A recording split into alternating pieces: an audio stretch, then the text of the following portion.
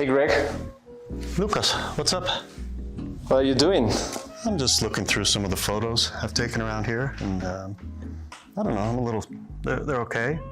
They're really nice images, but I feel like I need more to really, tell a story about this place. Can I see? Yeah, sure. Oh yeah, there are pretty cool stuff here. But I think that I understand you. Maybe I can help. So let's talk a little bit about storytelling. You'll help me? I will try. Thank you for being a friend. Let's do it. Okay.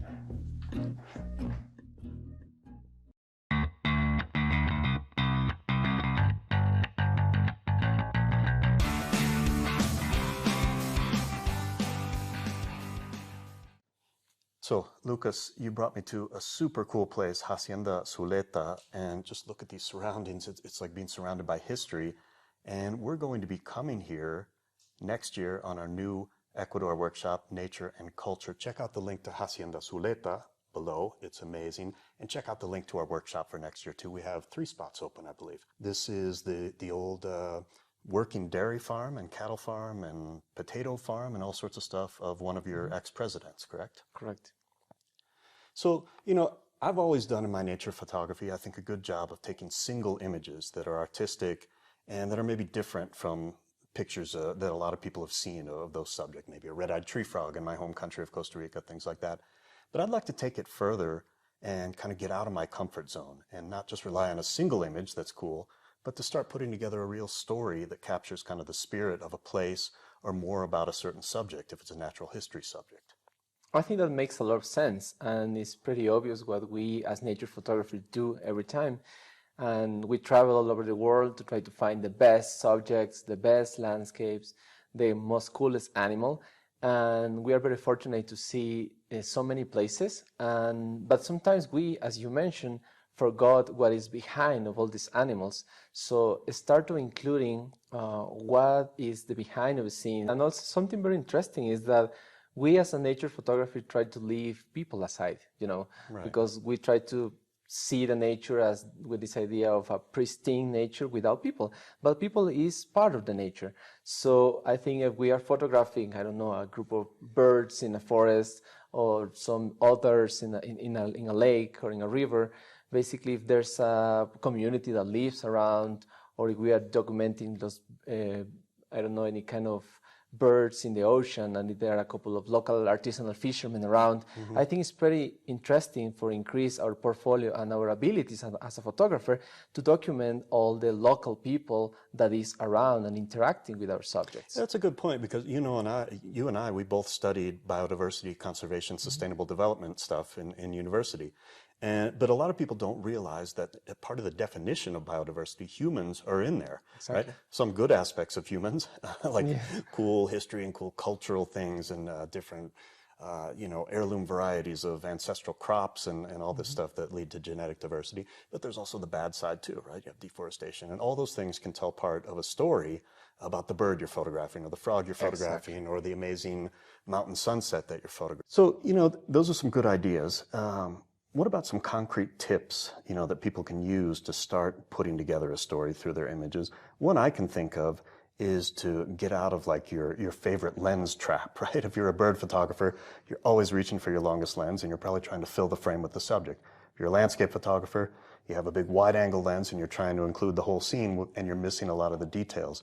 So I would say once you have a good shot, whether it's an epic sunset or the perfect bird portrait of whatever species you're photographing, put those lenses away, get out some lenses that you don't normally use, and I think you're going to start to see new things appear before your lens, and it's going to force you to see some details that you didn't think about before. I am 100% agree with you, Greg, and also I feel very identified with that.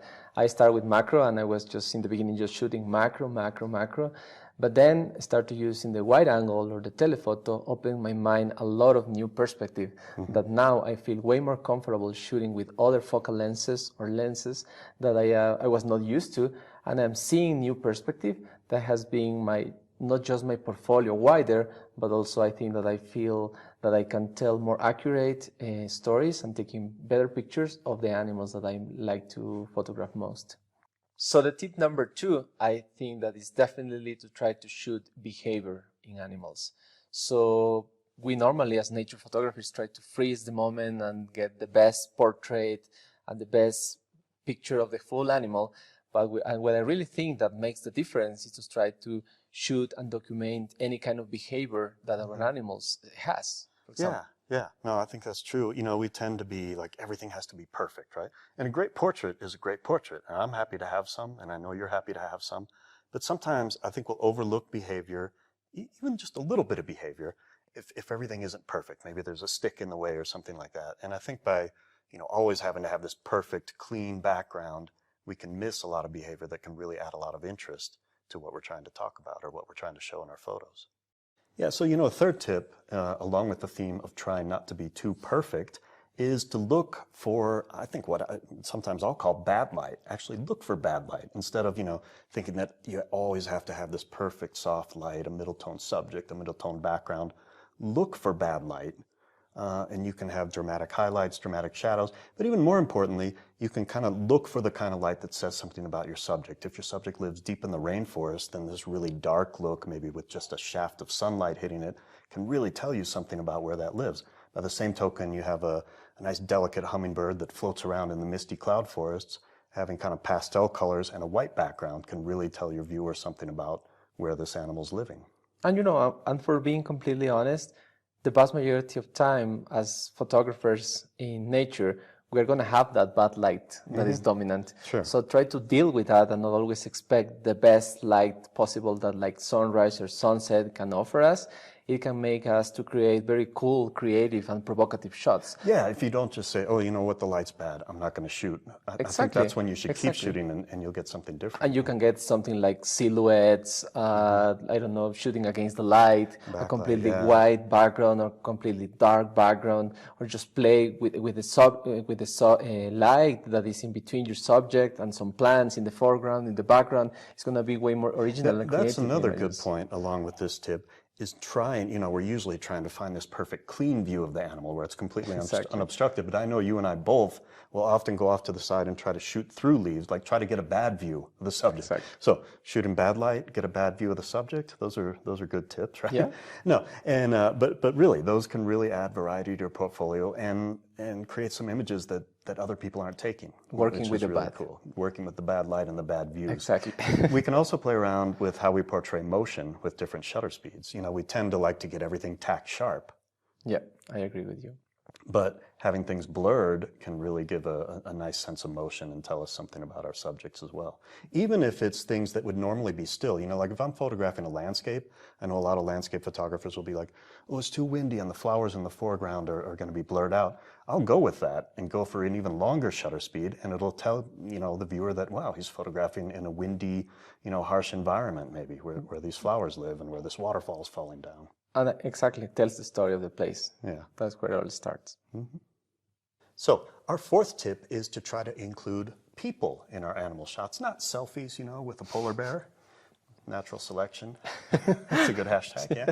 Right? But, to include the people, the human aspect, as we mentioned, we're part of biodiversity, right? We're part of the whole story for good or bad. And so trying to include people in and around the animal subjects or plant subjects that we're photographing. And you do this really well. It's one of the things I admire about your work. It's the only thing. But I really like that. And one way you do it, I know, is to work with a lot of research groups. Yeah, I think that is one of the best and easiest way to start documenting people around the wildlife.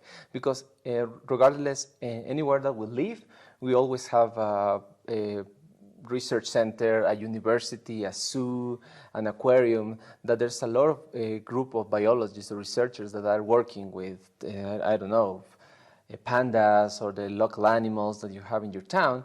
So try to document what they do in addition to do your portraits or the behavior of the animals is gonna trigger your abilities to shoot how the people interact with the species.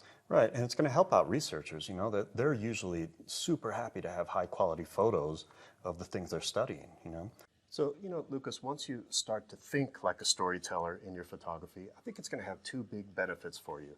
And one is you're going to broaden the audience that's interested in your photos. Usually maybe it's just the camera club that are interested in kind of the technical things about photography. But now you'll be able to show things to conservation groups, maybe biology students. You'll just have a much broader audience for your photos.